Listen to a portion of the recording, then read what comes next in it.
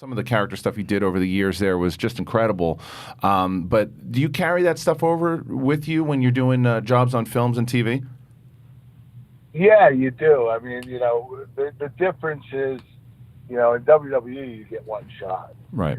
That's, you're live in front of a crowd, and if you mess up, move on. But when you're doing movies or television, if you mess up, they'll want you to do it over again.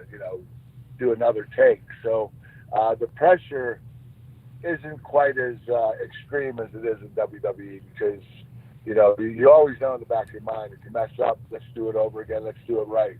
And the doing the characters really help me do whatever I do in movies. I've done probably about 10 films, and it's been easier for me, I think, than other actors because we're taught how to memorize, prepare, and go do it all in one scoop. Right. Well, with that, because I remember even back when I was there in 2001, it was when you guys were given promos and able to, there was still scripts obviously, but there was a little bit more of the performers like yourself or Jericho or The Rock could take some of this material and make it their own. But it's been more strict now. So that's why when you were there recently as general manager and doing all and learning these scripts, so that's what you're talking about, right? That you're able to learn more because they treat you guys more like actors.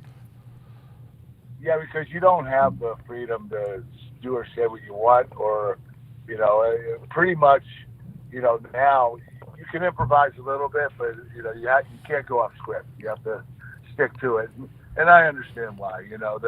They're a publicly traded company. They do appeal to kids, and I get it. But it was a lot easier back in the day when we were, in the Attitude Era, at the beginning of the Ruthless Aggression Era.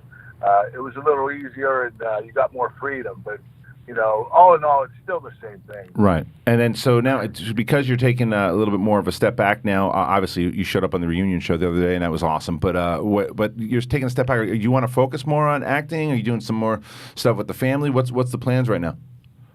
A little bit of both. Yeah. Yeah, I'm going to do some acting, spend more time with my family. I have a business that it's called Bar Dad Nutrition. So I'm pretty busy, but the one thing I did want to do before I wrapped it up for good was do about 5 or 6 more movies. That'd be a lot of fun to do before I decide to focus only on my kids. That's awesome.